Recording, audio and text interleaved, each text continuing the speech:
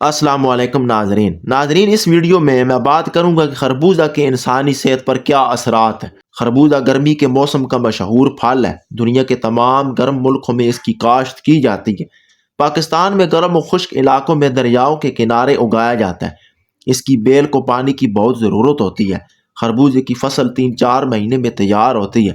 بارش کے موسم کا آغاز ہوتے ہی خربوزہ پھیکا ہو جاتا ہے، لہٰذا اس سے استعمال نہیں کرنا چاہیے۔ گرمیوں میں خوب کھانا چاہیے۔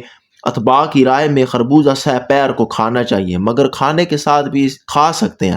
صبح سویرے استعمال نہ کریں۔ خربوزے کے اگر غذائی اجزاء اور وائٹامنز کو دیکھا جائے تو خربوزہ میں فاسفورس، کیلشیم، پوٹاشیم، کیریٹین، تانبا، گلوکوز، وائٹامن اے، بی، نیز وائٹامن ڈی بھی اس میں وافر مقدار میں بھی موجود ہے۔ گوشت بنانے والے روغنی نشاستہ دار اجزاء بھی اس میں داخل ہیں۔ آدھا سیر خربوزے میں 2 روٹیوں کے برابر غذا ہوتی ہے۔ کیمیائی تجربات سے پتہ چلا ہے کہ ان کے بیجوں میں شکر نشاستہ کیلشیم، فاسفورس، فولاد، تانبا، وائٹامن اے اور بی، سی اور وائٹامن B2 جیسے قیمتی اجزاء پائے جاتے ہیں۔ خربوزے کے طبی فوائد اور استعمالات کچھ اس طرح ہیں۔ خربوزہ پیشاب آور اور قبض کشا ہوتا ہے۔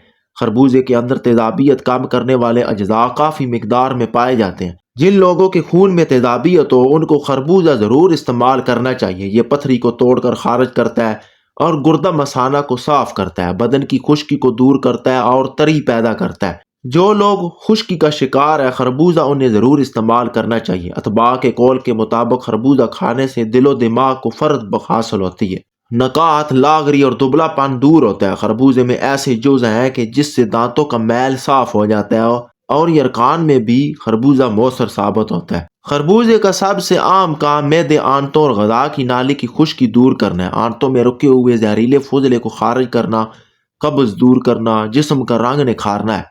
یہ پھل پیشاب کے ذریعے زہریلے فضلات کو باہر نکال پھینکتا ہے۔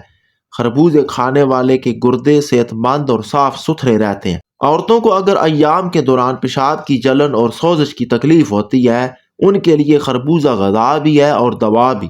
خواتین اگر خربوزے ایام کے دوران کھائیں تو ان کے ایام کی شکایات دور ہو جاتی ہیں اور ان کے چہرے پر اگر داغ دھبے ہوں تو وہ دور ہو جاتے ہیں۔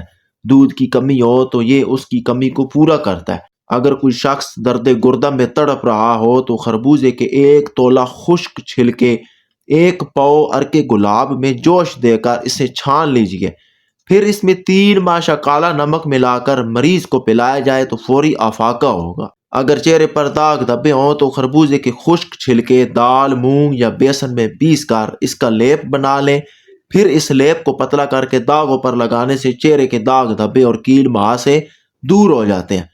اگر خربوزے کے بیج 1 چھٹانک پانی میں رگڑ کر یا پیس کر ان کا شیرہ گڑ کے چاولوں میں ملا کر پکایا جائے تو اس کے کھانے سے بدن کا رنگ نکھر آتا ہے، داغوں میں کمی واقع ہوتی ہے اور خوب نیند آتی ہے۔ اس طرح خربوزے کے خشک چھلکے دال، مونگ یا بیسن ہم وزن دہی میں ملا کر پتلا پتلا لیپ بنا کر کیل اور دھبوں پر لگایا جائے تو داغ غائب ہو جاتے ہیں اور چہرہ نکھر آتا ہے۔ خربوزے کے بیج، منقع کے چند دانے، کھیرے کے چند خشک بیج، مغز، کدو، ان سب کو برابر وزن میں لیجئے، پھر اسے پیس کر چھان لیجئے اور شکر ملا کر نہار منہ اس کا شربت بنا کر پیجئے تو دل و دماغ کی گرمی کم ہوگی اور طبیعت بحال رہے گی۔ ناظرین، ویڈیو پسند آئے تو لائک کر دیں اور چینل کو سبسکرائب کر دیں۔